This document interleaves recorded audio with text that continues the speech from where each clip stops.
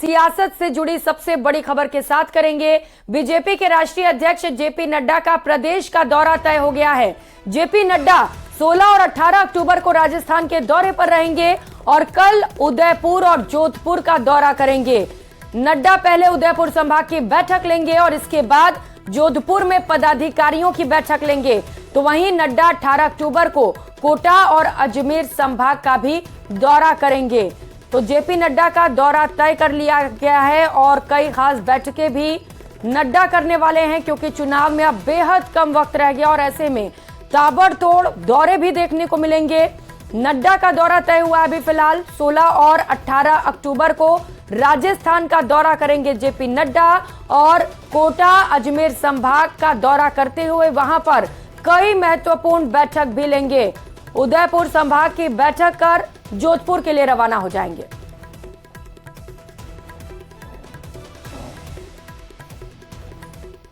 सम्माननीय राष्ट्रीय अध्यक्ष कल संभाग के कार्यकर्ताओं की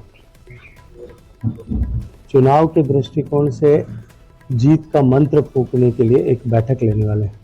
एक विशेष श्रेणी के कार्यकर्ताओं के साथ में वो तीन जिलों के कार्यकर्ताओं की टोली में 2 बार उन सबसे संवाद करेंगे, चुनाव की तैयारियों की समीक्षा करेंगे। चुनाव के दृष्टिकोण से, क्योंकि भारतीय जनता पार्टी संगठन के आधार पर, संगठन की शक्ति के आधार पर चुनाव लड़ने वाली पार्टी है, इस संगठन के दृष्टिकोण से तैयारियों के जायजा लेंगे और आने वाले चुनाव में विजयश्री को प्राप्त करने के लिए सभी कार्यकर्ताओं से फीडबैक लेकर के उनको आगामी दिशा निर्देश उस दृष्टिकोण से प्रदान करेंगे। मैं ये मानता हूं कि माननीय नड्डा जी का प्रवास, माननीय प्रधानमंत्री जी ने जहां एक तरफ पूरे पश्चिमी राजस्थान में अपने शब्दों के माध्यम से, अपनी उपस्थिति से एक नई ऊर्जा का संचार किया था, माननीय नड्डा जी के इस प्रवास से संगठन को एक नई धार और पैनापन मिलेगा। तो वहीं जयपुर में बीजेपी प्रत्याशी राज्यवर्धन सिंह राठौड़ ने नवरात्र स्थापना दिवस पर शुभ कार्यों का शुभारंभ किया और चुनाव प्रचार का आगाज कर दिया। झोटवाड़ा विधानसभा क्षेत्र से राज्यवर्धन सिंह राठौड़ प्रत्याशी हैं और उन्होंने महादेव मंदिर में विधिवत पूजा अर्चना कर प्रचार की शुरुआत कर दी। झारखंड महादेव मंदिर में बड़ी संख्या में कार्यकर्ता भी मौजूद रहे। इस दौरान उन्होंने कहा कि राजस्थान में बीजेपी की सरकार बनना तय है और जनता जनार्दन ने ये तय कर लिया है।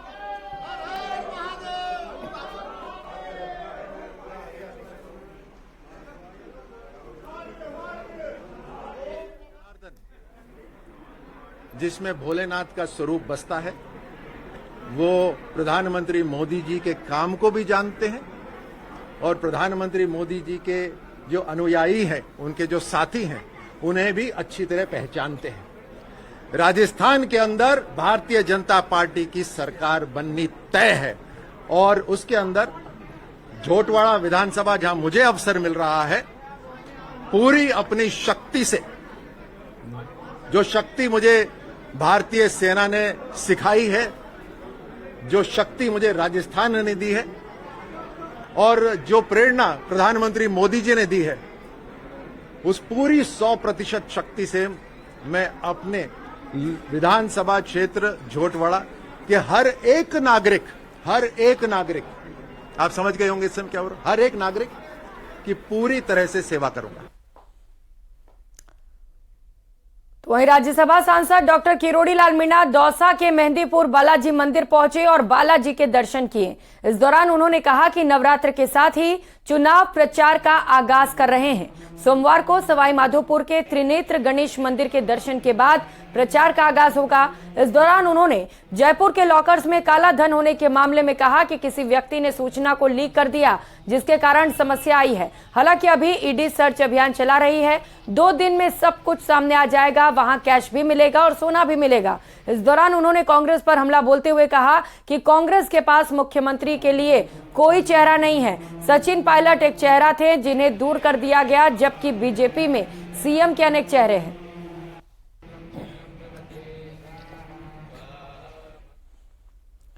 तो वहीं बीजेपी ने देवजी पटेल को सांचौर से विधानसभा प्रत्याशी बना दिया, जिसके बाद विरोध में सांचौर विधानसभा के 6 मंडल अध्यक्षों ने इस्तीफा दे दिया।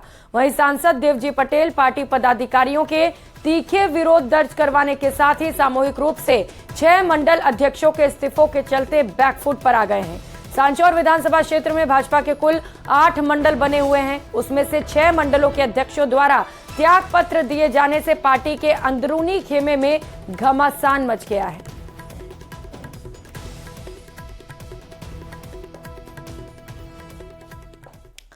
रुक करेंगे बड़ी खबर का। बीकानेर से बड़ी खबर है, जहां पर एक युवक 7 मंजिला इमारत से कूद गया और कल वापस लौटा। विपिन भरतपुर लौटने पर इजराइल के हालात भी बताए। कहा, सायरन की आवाज सुनते ही लोग शेल्टर की तरफ भागते थे। एरियल यूनिवर्सिटी कैंसर पर इजराइल के वेस्ट बैंक में विपिन शोध कर रहा था, लेकिन युद्ध के दौरान उन्हें कई मुसीबतों का सामना करना पड़ गया। गाजा पट्टी से तकरीबन 100 किलोमीटर की दूरी पर विपिन रह रहा था। युद्ध को देखते हुए वहां पर शेल्टर बनाए गए थे, जहां पर जैसे ही सायरन बजाए जाते थे उन्हें भागकर शेल्टर में जाना पड़ता था। आवाज आते ही उन्हें तुरंत शेल्टर में शरण लेनी पड़ती थी।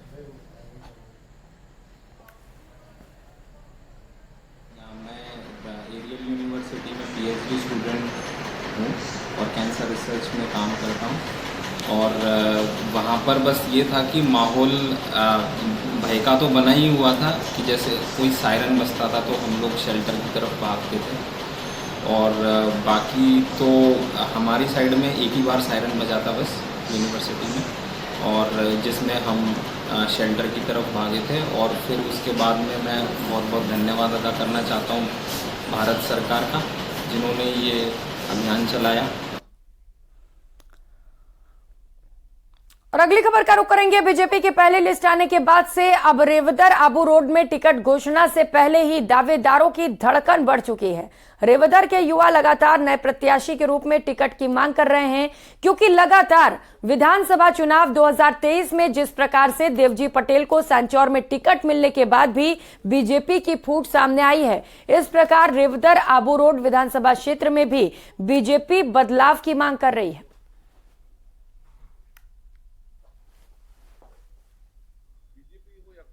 विकास के दावों की बात की जाए तो पूरी तरह से यहाँ पर काफियों के बारे में आप क्या कहेंगे? क्या वही चेहरा रिपीट होगा या फिर दूसरा नया चेहरा? और प्रदेश में आचार संहिता लगने के बावजूद बड़ी तादाद में राजनीतिक दल और संभावित प्रत्याशियों द्वारा इसका उल्लंघन किया जा रहा है। इसके चलते वहां पर हालात खराब हो रहे हैं। इसमें कई जगह पर राजनीतिक दलों और संभावित प्रत्याशियों के बैनर और पोस्टर चिपकाए जा रहे हैं। कई स्थानों पर तो पोस्टर पर सफेद रंग लगाकर सिर्फ खाना पूर्ति की गई है, जिसमें पार्टियों का प्रचार साफ साफ दिखाई दे रहा है।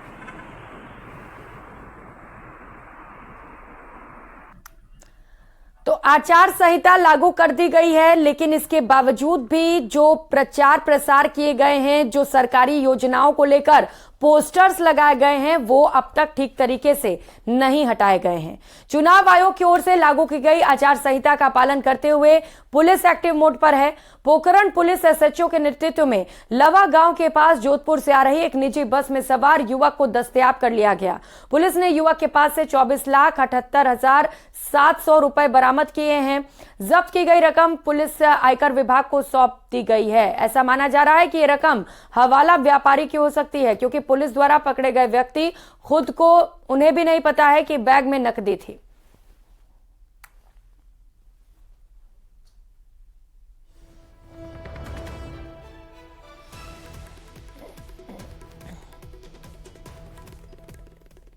थाना क्षेत्र में जगह जगह नाकाबंदी लगा रखी है। इसी क्रम में कल रात्रि को श्रीमान एसपी साहब विकास सांगवान सर को एक सूचना मिली कि एक शख्स जो जोधपुर से जैसलमेर की तरफ प्राइवेट बस में यात्रा कर रहा है, उसके पास कुछ संदिग्ध राशि हो सकती है। हमने बस को रुकवाकर उस शख्स से पूछताछ की तो उस शख्स के पास एक संदिग्ध राशि होना पाया गया। हमने पूछा तो वो कोई संतोषजनक जवाब नहीं दे पाया। तो उसने बताया कि उसके पास करीब 25 लाख की राशि है। हमने उसको डिटेन किया, पूछताछ की और आयकर विभाग को उसको सुपुर्द कर दिया है। और जिस पर हमने आयकर विभाग के साथ जब ज्वाइंट उसके साथ पूछताछ की तो उसके पास करीब 24,68,000 रुपये केस थे, जिसका वो कोई संतोषजनक जवाब नहीं दे पाया। अग्रिम जो कार्रवाई है वो आयकर विभाग करेगा।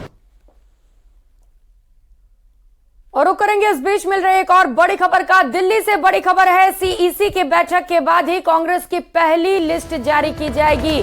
बैठक के बाद कांग्रेस कभी भी अपनी पहली सूची जारी कर सकती है। स्क्रीनिंग कमेटी ने पहली सूची को लेकर फाइनल नाम को फाइनलाइज कर लिया गया है, लेकिन अभी ये पहली सूची सीईसी के बैठक के बाद ही जारी की जाएगी। ये बड़ी सूचना निकलकर इस वक्त सामने आ रही है। कल दिल्ली में कांग्रेस स्क्रीनिंग कमेटी की बैठक हुई थी और पहली सूची में तकरीबन 60 नामों का ऐलान किया जाएगा। पूर्व सांसदों को भी मैदान में उतारा जा सकता है। कांग्रेस की ओर से पूर्व सांसदों पर भी दांव खेला जा सकता है। कुछ सीटों पर मौजूदा विधायकों के टिकट भी काटे जा सकते हैं, तो तकरीबन 24 विधायकों का टिकट कांग्रेस काट सकती है इस बार। ये बड़ी सूचना चुनाव से जुड़ी इस वक्त की सबसे बड़ी खबर आपको बता रहे हैं। जल्द ही कांग्रेस की पहली लिस्ट जारी की जा सकती है। कल स्क्रीनिंग कमेटी की जो बैठक हुई थी उसमें नामों पर फाइनल मुहर लग चुकी है, लेकिन अभी इंतजार है सीईसी की बैठक का और इसके बाद कभी भी कांग्रेस अपनी पहली सूची जारी कर सकती है। और दिल्ली से इस वक्त की सबसे बड़ी खबर आपको बता दें, राजस्थान कांग्रेस में टिकटों से जुड़ी सबसे बड़ी खबर सामने आ रही है। 17 अक्टूबर को फिर से स्क्रीनिंग कमेटी की बैठक होगी और इसके बाद 18 अक्टूबर को सीईसी की बैठक है। सीईसी बैठक के बाद उम्मीदवारों की पहली सूची सामने आ जाएगी। तो इंतजार लंबे वक्त से कार्यकर्ताओं से लेकर उन सभी नेताओं को जिन्होंने टिकट के लिए अपनी दावेदारी पेश की है, लगातार वो नेताओं से लेकर कार्यालय तक के भी चक्कर लगा रहे हैं। बड़े नेताओं से मुलाकात कर रहे हैं, आला कमान से ये सिफारिश कर रहे हैं कि उन्हें टिकट दे दी जाए क्योंकि वो जिताऊ उम्मीदवार हैं। सहयोगी लखवीर सिंह इस वक्त हमारे साथ जुड़ चुके हैं। लखवीर, बड़ी सूचना, जल्द जारी हो सकती है कांग्रेस की पहली लिस्ट, क्या है जानकारी? बिल्कुल प्रियंका, इस वक्त की सबसे बड़ी खबर है कि 17 तारीख को एक बार फिर से कांग्रेस स्क्रीनिंग कमेटी की बैठक होगी। जो शेष पड़ी सीटें हैं उन पर स्क्रूटनी होगी, एक्सरसाइज किया जाएगा और जो पहली सूची जारी होगी कांग्रेस पार्टी की उसमें और सीटें भी अब बढ़ सकती है। ये बड़ी सूचना है क्योंकि कल करीब 60 नामों को तय कर लिया गया है। उनकी अब घोषणा बाकी है क्योंकि सीईसी को नाम सौंपे जाएंगे और सीईसी की बैठक के बाद घोषणा हो जाएगी। लेकिन 17 अक्टूबर को जब एक बार फिर से स्क्रीनिंग कमेटी की बैठक होगी तो निश्चित है कि कुछ और सीटें उसमें ऐड ऑन की जाएंगी और 18 अक्टूबर को जब सीईसी की बैठक होगी तो जब पहली आधिकारिक सूची का ऐलान होगा 18 अक्टूबर को सीईसी की बैठक के बाद, तो कुछ अन्य सीटें भी बढ़ सकती है। हालांकि 60 सीटें तय हो गई हैं, अब सीईसी को अंतिम मुहर लगानी है और उसका ऐलान करना है। अब रोचक बात यह है कि क्या मौजूदा विधायकों के टिकट काटे जाएंगे, क्योंकि सूत्रों के हवाले से जो बड़ी जानकारी मिल रही है वो ये है कि करीब 1.5 से 2 दर्जन मौजूदा विधायकों के टिकट काटे जा सकते हैं, क्योंकि जिस प्रकार से नेगेटिव फीडबैक उनका हासिल हुआ है, जो सर्वे रिपोर्ट के आधार पर मौजूदा विधायकों की परफॉर्मेंस हासिल हुई है आलाकमान को, उसके नजरिए से ये तय है कि टिकटें कट सकती हैं। क्योंकि राहुल गांधी ने 2 टूक निर्देश भी दिए थे प्रदेश इकाई को कि टिकट वितरण में सिफारिशें नहीं चलेंगी, किसी भी गुट विशेष से ताल्लुक रखने वाले नेता को तरजीह नहीं दी जाएगी। तरजीह अगर किसी व्यक्ति को टिकट वितरण में दी जाएगी तो वो उसकी मेहनत होगी, जिताऊ और विनेबिलिटी के आधार पर ही टिकट वितरण होगा, ये साफ तौर पर कहा गया। हालांकि जो टिकटार्थी हैं वो लगातार दिल्ली में डेरा डाले हुए हैं, क्योंकि कल स्क्रीनिंग कमेटी की बैठक हुई, आज प्रभारी सुखजिंदर सिंह रंधावा, प्रदेश अध्यक्ष गोविंद डोटासरा, मुख्यमंत्री Ashok Gehlot, screening committee chairman Gaurav Gogoi, तमाम लोग दिल्ली में हैं। ऐसे में जो अंतिम दौर के प्रयास तमाम टिकटार्थी कर रहे हैं। मेरे पीछे भी इस वक्त आप तस्वीरों में देख पा रही होंगी प्रियंका कि जोधपुर हाउस में मुख्यमंत्री अशोक गहलोत मौजूद हैं और टिकटार्थी प्रदेश के अनेक कोनों से यहाँ आए हैं और मुख्यमंत्री अशोक गहलोत सहित तमाम नेताओं से मुलाकात करना चाहते हैं। इनसे बातचीत भी करेंगे। कहाँ से आए हैं और क्या दावेदारी दिखा रहे हैं? मैं संजय आचार्य बीकानेर से आया हूँ और मैंने बीकानेर पूर्व से टिकट मांग की हुई है और देखते हैं अब क्या होता है। आप बताइए, आप कहाँ से हैं और कितनी उम्मीद है टिकट मिलने की? फलोदी जोधपुर से आए हैं, सीएम साहब के गृह जिले से आए हुए हैं और वहाँ हम माइनॉरिटी के लिए हाजी उमरदीन जी प्रधान हैं, उनका टिकट मांग रहे हैं और वहाँ हमारे माइनॉरिटी की सबसे ज्यादा वोट है और उम्मीद है कि अब की बार पार्टी और सीएम साहब है जो इस ओर ध्यान देंगे और जनता की जो उम्मीदें है, जनता के जो भावना है, उस अनुरूप टिकट की हम मांग करते हैं ताकि वहाँ से पार्टी जीत सके। आप कहाँ से आए हैं? मैं टोडावीन से आया हूँ। राज बहादुर मीना मेरा नाम है। पिछले 30 वर्ष से मैं टिकट की मांग कर रहा हूँ, लेकिन क्या है, पार्टी वफादार निष्ठावान कार्यकर्ता को टिकट नहीं देकर कुछ पैसे वालों को टिकट दे देती है। ये तो बड़ा आरोप लगा रहे हैं आप। कांग्रेस पार्टी में 30 साल से टिकट मांग रहे और कह रहे हैं कि पैसे वालों को टिकट दी जाती है। हाँ, तो आरोप नहीं है, हकीकत सही है। हम छोटे कार्यकर्ता हैं, इसलिए क्या है, हमारे पास वो चीज़ तो है नहीं है जो अन्य लोगों के पास है। तो टिकट वितरण का क्राइटेरिया क्या होता है फिर? क्राइटेरिया, हम तो वफादार हैं, ईमानदार हैं, फील्ड से जुड़े हुए लोग हैं। आप फील्ड में जाके मालूम करो, अगर हमारी हैसियत है जीतने लायक तो हमें दे दो, हमसे कोई बढ़िया है तो उसको दे दो। हम कोई पार्टी की आलोचना नहीं कर रहे। जो राहुल गांधी कह रहा है उस बात को हम कह रहे हैं, भाई किसी का नहीं चलेगा, ग्रुपबाजी नहीं चलेगी, जबकि कांग्रेस में ये होता है, ग्रुपबाजी चल रही है। आप भी जानते हो, हम भी जानते हैं। प्रियंका, ये बड़ी बात ये है। बड़ी बात, जो कार्यकर्ता बिल्कुल। टिकटार्थी हैं, जो अपनी टिकट की मांग करने आए हैं, वो बड़ी बात कह रहे हैं कि विनेबिलिटी के आधार पर टिकट दिया जाए तो हम दावेदार हैं, लेकिन विनेबिलिटी के आधार ये पर बड़ी टिकट बात वितरण कह होता रहे नहीं है। हैं कि गुटबाजी और जो गुटबाजी ग्रुपिज्म चलती है, पैसे वालों को टिकट दे दिया जाता है। कार्यकर्ता खुद वहां खड़ी होकर ये बात कह रहे हैं।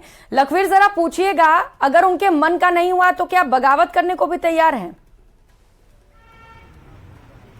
बिल्कुल, निश्चित रूप से और कार्यकर्ता भी हैं, उनसे भी उनकी राय जानेंगे। लेकिन आप बताइए, अगर टिकट नहीं मिलती है तो क्या बगावत करेंगे?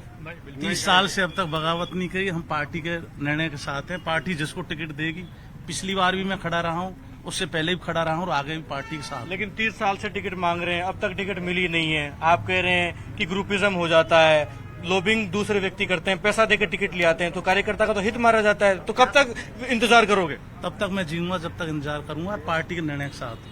बगावत नहीं करोगे? बगावत नहीं करूंगा, अब तक नहीं की मैंने बगावत। सच्चे कांग्रेसी हैं हम। कांग्रेस चाहे जब तक रहेगी, हम कांग्रेस में रहेंगे। लेकिन सच्चा कांग्रेस ये भी कर रहा है कि पैसे के आधार पर टिकट दी जाती है। अब क्या करें, वो तो आप भी देख रहे हो, आप सब जान रहे हो, मीडिया वाले। मेरे से क्या पूछो, हकीकत भी है जो हो रहा है। लेकिन आप बताओ, आप कहाँ से आए हैं और क्या खुद के लिए टिकट मांग रहे हैं, किसी और के लिए मांग रहे हैं? खुद दावेदार हूँ। किशनगढ़ विधानसभा से मैं टिकट मांग रहा हूँ। राजस्थान में पहला रिकॉर्ड है कि जहाँ हम दोनों पति पत्नी मेंबर जो हैं कांग्रेस के सीआर पे चुनाव लड़े थे और जीते हैं, बल्कि मेरी पत्नी ने उपचुनाव जीता है। जो एक सरकार बीजेपी को होते हुए उपचुनाव जीता था, और हम दूसरी बार टिकट मांग रहे हैं। लेकिन इस बार पूरी उम्मीद इसलिए है कि जिस तरीके से अभी आपने चर्चा में सुना कि राहुल गांधी जी का जो क्राइटेरिया है वो बहुत ही गजब का और सराहनीय है। इस बार जो कार्यकर्ताओं को जो तवज्जो मिलेगी ना, उसका कोई सानी नहीं होगा। और हमें पूरा विश्वास है राहुल गांधी जी पर, जो हम लोग धरातल पर काम करते हैं उनको आपको जो उम्मीद है, अगर मान लीजिए अगर उम्मीद पूरी नहीं हुई, किसी अन्य व्यक्ति को टिकट दे दिया गया, तो फिर क्या करेंगे? पार्टी के खिलाफत कभी जिंदगी में न तो करी है न कभी करेंगे। पार्टी सर्वोपरि निर्णय होता है। हाईकमान जैसा भी आदेश देगा वही निर्णय हमें मंजूर होकर हम पार्टी की बगावत कभी भी नहीं करेंगे। लागू और लेकिन अभी कार्यकर्ताओं ने यहाँ पर ये कहा कि पैसों के आधार पर टिकट वितरण। ऐसा कुछ भी नहीं है, ये सब झूठ बात, फालतू की बातें हैं। ऐसा कुछ भी नहीं है। बीजेपी में जरूर पैसों के बल पर, बस पैसों के बल पर बीजेपी टिकट बांट रही है, कांग्रेस नहीं बांट रही है। तो ये आप देखिए, तमाम जो लोग हैं वो लगातार अपनी बात रख रहे हैं। टिकट के लिए लगातार जयपुर तक आए, फिर जयपुर से दिल्ली आ गए, टिकट की लॉबिंग कर रहे हैं। अब हलचल बढ़ी है प्रियंका यहाँ पर जोधपुर हाउस के बाहर, क्योंकि अजय माकन जो कांग्रेस के कोषाध्यक्ष हैं। एक खास बात और जिसका मैं जिक्र करना चाहूंगी, चूंकि मैं अभी खबर पढ़ रही थी तो ये पता चला कि कुछ पूर्व सांसदों को भी पार्टी टिकट देगी। तो इस बार मुकाबला पूर्व सांसद और जो वर्तमान सांसद है उनमें भी होने वाला है क्या? जी बिल्कुल, पार्टी के पास ये फीडबैक आया है कि पूर्व सांसदों पर दाव खेला जा सकता है। अब पूर्व सांसदों पर किस किस सीटों पर टिकट पार्टी देती है ये देखने वाली बात होगी, क्योंकि भारतीय जनता पार्टी ने तो 7 सांसदों को चुनावी मैदान में उतार दिया है। अब उन 7 सांसदों के सामने भी दिक्कतें हैं, क्योंकि बगावती सुर इख्तियार हो गए हैं, क्योंकि भारतीय जनता पार्टी ने मौजूदा विधायकों के, पूर्व मंत्रियों तक के टिकट काटे। अब देखने वाली बात ये होगी कि कांग्रेस पार्टी में अगर मौजूदा विधायकों के टिकट काटे जाते हैं तो किन नेताओं को टिकट मिलेगी, ये देखने वाली बात होगी। और जहां तक पूर्व सांसदों की बात निकलकर सामने आ रही है, तो उसका क्राइटेरिया क्या होगा? क्या पूरे राजस्थान में टिकटें दिए जाएंगे या फिर कुछ व्यक्ति विशेषों को टिकटें दिए जाएंगे, ये देखने वाली बात होगी। लेकिन कुल मिलाकर बात यह है कि टिकट वितरण के लिए लॉबिंग लगातार लोग कर रहे हैं और उनके मन में कई तरीके की चीजें भी हैं। अपना दावा तो बुलंद कर ही रहे हैं, लेकिन पार्टी के लिए वफादारी की बात भी सामने आ रही है। और साफ तौर पर यह भी कहा जा रहा है कि अगर पार्टी टिकट नहीं देती है तो बगावत भी करेंगे, इस प्रकार की बातें भी हैं। अन्यथा एक बात और साफ तौर पर कहा जा रहा है कि विनेबिलिटी के आधार पर टिकट वितरण नहीं होता। टिकट वितरण ग्रुपिज्म के आधार पर होता है, गुट विशेष के व्यक्ति को टिकट दी जाती है, पैसा तक चलता है टिकट में। तो ये कांग्रेस के कार्यकर्ताओं का ही बड़ा आरोप है। अब ये कुछ और कार्यकर्ता हैं, इनसे भी एक बार जानते हैं, क्योंकि नारी शक्ति वंदन अधिनियम कांग्रेस भारतीय जनता पार्टी ने दोनों सदनों से पारित करवा दिया है। अब कांग्रेस का क्या रुख होगा, क्या महिलाओं पर दाव खेलेगी? कुछ महिला नेता हैं, उनसे बात करेंगे। कहाँ से आप आई हैं और क्या उम्मीद है टिकट के लिए? मैं जयपुर से आई हूँ, राजस्थान जयपुर से हूँ और पार्टी के लिए 23 साल से काम कर रही हूँ संगठन में। आप नारी शक्ति वंदन अधिनियम की बात कर रहे हो, तो देखिए मैं ये कहना चाहूंगी कि कांग्रेस पार्टी खुद तो लागू करे, भारतीय जनता पार्टी को फिर बाध्य होना पड़ेगा, क्योंकि ये सिर्फ भारतीय जनता पार्टी के ठीक है लखवीर, तो टिकट वितरण को लेकर कवायद लगातार तेज है, बैठकों का दौर भी जारी है। अब देखना है कि कब पहली सूची जारी की जाती है, जिसका इंतजार सभी को है। आप नजर बनाए रखिएगा। बहुत शुक्रिया आपका लखवीर तमाम जानकारियों के लिए। दिल्ली से मिल रही बड़ी खबर का रुख करेंगे। मुख्यमंत्री अशोक गहलोत दिल्ली में नेताओं से मुलाकात करेंगे। कांग्रेस कोषाध्यक्ष अजय माकन मुख्यमंत्री अशोक गहलोत से मुलाकात करेंगे। कुछ ही देर बाद सीएम अशोक गहलोत तमाम नेताओं से मुलाकात करेंगे। अजय माकन से भी सीएम मुलाकात करने वाले हैं। राजस्थान के पूर्व प्रदेश प्रभारी अजय माकन रह चुके हैं, जो कुछ ही समय में मुख्यमंत्री अशोक गहलोत से मुलाकात करने वाले हैं। तो चुनावी रण तैयार है, मैदान सज चुका है, तारीखों का ऐलान हो चुका है और अब आखिरी वक्त है पार्टियों के पास कि वो तमाम बड़े फैसले लें, रणनीति बनाएं।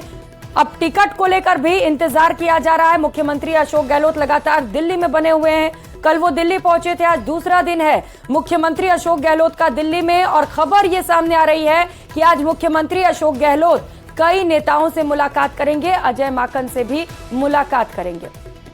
जयपुर से बड़ी खबर आपको बता दें, चुनावी समर में एनएसयूआई भी उतर चुकी है। प्रदेश कार्यकारिणी के प्रभारी जिलों की घोषणा की गई है। 51 जिलों में एनएसयूआई ने प्रभारी महासचिव लगा दिए हैं। प्रभारी गुरजोत संधू ने आदेश जारी किए हैं। तो चुनाव का बिगुल बज चुका है और ऐसे में तमाम पार्टियां तैयारियों में जुटी हुई हैं। एनएसयूआई की ओर से भी इस बीच बड़ी घोषणा कर दी गई है। एनएसयूआई चुनावी समर में उतर चुकी है। प्रदेश कार्यकारिणी के प्रभार जिलों की घोषणा कर दी गई है। 51 जिलों में एनएसयूआई ने प्रभारी महासचिव नियुक्त कर दिए गए हैं, जिनके ऊपर एक बड़ी जिम्मेदारी पार्टी की ओर से दी गई है। प्रभारी गुरजोत संधू ने ये आदेश जारी किए हैं।